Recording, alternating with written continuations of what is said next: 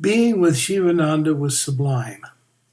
But right now, I want to tell you about a drama in which both Shivananda and my friend Stephen Weiland figure as principals, but with me as the stage director. First of all, some of Shivananda's detractors were right. He no longer gave any spiritual talks, and he loved to tell jokes and cut japes, as the parlance of an earlier time would have put it. Now, Stephen was worthy of great respect, and his life was truly oriented toward God realization. But although he had a wonderful sense of humor, in religious matters he was extremely serious, and therefore in that area humorless. One day in Hardwar he told me, "Shivananda asked me a question the last time I was in India, and I can't understand it. I've been puzzling over it, and I can't understand what it means." Naturally, I asked, "Well, what is it?" And he told me, "Well," he asked me, "what is the difference between ammonia and pneumonia?" "Oh, Stephen," I said, "it's a riddle. I heard it when I was about 8 or 9 years old, but I don't remember the answer. But it's just a little kid's riddle." "No, no, no," said Stephen. "I know it's got a meaning. It must have inner symbolism." "No," I told him, "look, it's a joke. It's a riddle." But he wouldn't believe me. So I had to take matters in hand. Satsangs with Sivananda were extraordinary. He'd quit giving talks so the superficial and serious seekers who thought they were dedicated to seeking wisdom alone would go away and leave only those who loved him and knew he loved them. Although there was a minimal order to the morning and evening satsangs, most of it was like the parties given when I was young, in which a kind of punch board was passed around and each person pushed out a tiny, tightly rolled piece of paper on which a stunt of some kind was printed. Each person had to do right then whatever the paper said. Well, in satsang, Shivananda would just point unexpectedly to a person and say, "Give a short talk on the Gita," or "Sing us a song," or "Recite stotras." Stotras are verses in praise of a deity. He said to me early on, "Stand up and tell us what you have learned here in India." So I did. When I was done, he said, "Very good. Now be prepared to give a talk every morning on some spiritual subject." So I was always prepared, but he never again called on me to talk. Don't worry, we're going to get to Stephen in a moment. I want to tell you about another incident. One morning, a woman came with a camera and told Sivanandaji that she had some color film and wanted to take photos of him. Now, at that time, color film was extremely expensive, in India at least, and so was the processing, which in the entire subcontinent could only be done by one studio in Bombay, and it cost a small fortune. Shivananda suggested they go outside the satsang hall so the light would be better, and the rest of us stayed inside watching through the door. Shivananda walked to the far wall, sat down, and then told the woman to tell him when she was ready. She squatted down at one side and after a bit said she was ready. Immediately, his composed smile was replaced by a series of incredibly creative, funny faces. Each one, he insisted, she photographed. In my mind's eye, I can see it very, very clearly, even now. I doubt that she had the film developed and printed, but oh, how I wish I had those pictures. One evening satsang, Shivananda was in great form and had been especially funny, doing imitations, asking other people to tell jokes, and asking riddles too. So when he was walking out of the satsang area, I pushed Stephen forward and whispered to him, "Go on now, ask him, what is the difference between ammonia and pneumonia? Now come on, do it." Then I pushed him right out into Shivananda's pathway. So he called out, "Swamiji." Shivananda stopped and waited. Finally, Stephen got it out. "What is the difference between ammonia and pneumonia?" In a very regal manner, Swami Sivananda turned and walked on as he said, "One is in a bottle and the other is in a chest." Well, Stephen was devastated, chagrined, and astounded. An honored guest that evening was a European princess of some kind who was laughing delightedly along with the rest of us. As Shivananda passed her, he turned and said solemnly, "Long live Swami Sivananda Saraswati," and then walked on to his kutir. Stepping back a bit, I want to tell you how Stephen and I began staying at Sivanandashram. First, we got a room on the east side of the Ganges opposite the ashram. The only way to get back and forth over the river was by boats that did not operate until just before the morning satsang at the ashram and stopped before the time of the evening satsang. So we were missing half of the time that could be spent with Shivananda. Now at this time he was in poor health. Before then, he would sit for hours in his office where he would talk with a constant stream of visitors, made with laughter they screamed, and at the same time, he would write book after book on spiritual subjects. Well, we realized right away that we had to move to the west side of the Ganges. So we searched and we found a filthy, and I do mean filthy, room at a small Rama temple north of the ashram. It was really being used as a storeroom, but it had 2 wooden platforms that could be used as beds, and that was all. One window that had no shutters opened on the street, and the weather was incredibly cold. And we were being charged a ridiculously high rent, literally equal to that of a first-class hotel in New Delhi. But it was all worth the misery and the robbery to have more time with Shivananda.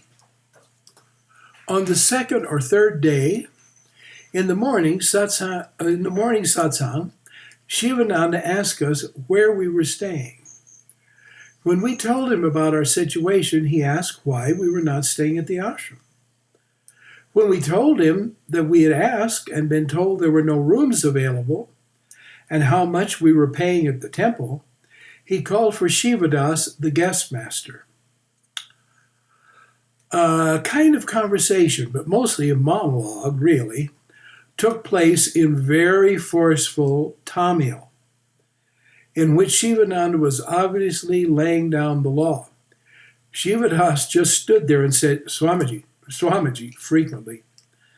Then Shivananda told us, "You will move into Kailash Kutirs this afternoon. It will be made ready for you." And so we did. Later, someone told us that Shivananda had demanded why we had not been invited to stay at Sivanandashram. Shivadas told him there were no free rooms. Shivananda, who at that time was confined to his kutir except for coming to satsangs, then proceeded to tell him, "You should be ashamed of yourself. There is a room in Kailash Kutirs meant for guests, and you're using it for a storeroom.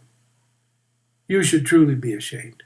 These people have come across the ocean, and you tell them there is no room here." Then he gave a list of further vacant rooms in the ashram that Shivadas wasn't even aware of. That was his omniscience and, most of all, his loving heart. And so that was the way we took up residence at the ashram. Shivananda was not just omniscient. He possessed the greatest intelligence I have ever encountered. I mean this truly. His intellect was awesome. I'm telling you this because Shivananda had and has been considered by many people as naive and simple-minded because his books, all written in English, were very simple, of short sentences, and mostly of single sentence kind of aphoristic style. A friend of mine in America had often laughed about Shivananda's statement in one of his books: read Gita, read Upanishads, and attain moksha. Sven thought that that was much too simple. So I was astounded when I first saw Shivananda. When he entered the room, not only was there a great spiritual presence, there was the entry of a colossal intellect that I vividly could perceive. You see, his books were not written for Westerners, but for Indians who had maybe taken only a year or two of English in school. And so he wrote in English because it was known throughout India, and all government business, central and state, was conducted in English. So that was the best way to reach the Indian populace. Yet the English had to be very simple and very direct to benefit the most people. I'm telling you this, so if you read any of his books, you will not make my friend's mistake and assume he was either not especially intelligent or literate.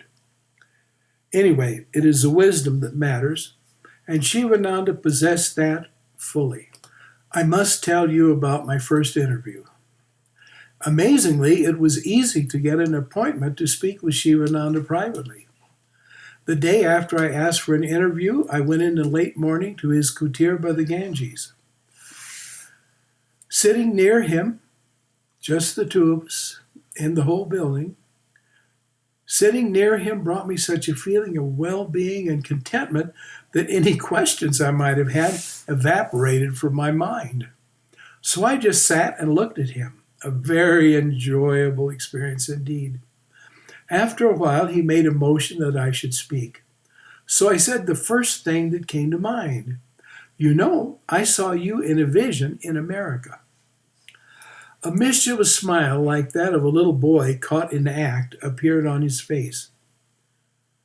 Oh, was his only rejoinder as he kept on smiling. Later, I read in one of his books, I am always traveling throughout the world in my subtle body, and those who are quick, they catch me. Anyway, in this interview, he asked me very seriously, what do you want? And I knew this was not a simple question, that the person sitting before me was capable of granting me anything I might ask. So my answer had better be a good one. But my mind was a blissful blank. Then I heard myself saying, I want to love God so much that even if I fall head first down a well, instead of trying to get out, I will just stay there praying, Oh Lord, let me love you more. The smile on his face was filled with joy. Then in silence, he gazed into my eyes as he just flowed out toward me, waves of light and blessing. I am so glad, he finally said, and so I bowed before him and I left. Several days after this, Stephen had an appointment, and to my delight and gratitude, he asked me if I would like to come along with him. Well, there was no need to think that over. So, following him, I entered Shivananda's kutir for the second time. Once we were seated, Stephen began plying him with question after question regarding spiritual practice, or actually, really, about mechanical external aids to spiritual practice. Shivananda had written dozens of books, and Stephen had read most of them while in the United States. He scoured used bookstores constantly and found many. He would go every single week to Samuel Weiser's to search out Shivananda books. Shivananda had written about 300 books, and Stephen estimated he had read about 200 of them. As a result, he had a list of things that were recommended in the books as helps to sadhana. Shivananda had written on every type of yoga and philosophy, so his list of what might legitimately be called spiritual gimmicks was very long.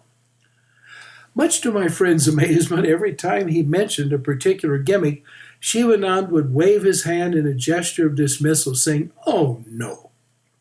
Finally, the list was gone through, and Shivananda had dismissed each recommended practice with the same gestures and "oh, no." His attitude seemed to say, "Don't even speak about such nonsense." But all of that so-called nonsense had come out of his own writings and seriously recommended to the readers. As Stephen sat there, stunned and bewildered, the mischievous smile I'd seen before appeared on Shivananda's glowing face. This time he looked like a naughty little boy about to pull a frog or a snake out of his pocket. Then he spoke with measured deliberation, every word vibrating with his joy. "Just say God's name. That will do everything." And so we heard from lips that spoke from infinite consciousness the wondrous truth. Calling on the name of God would end in our finding God.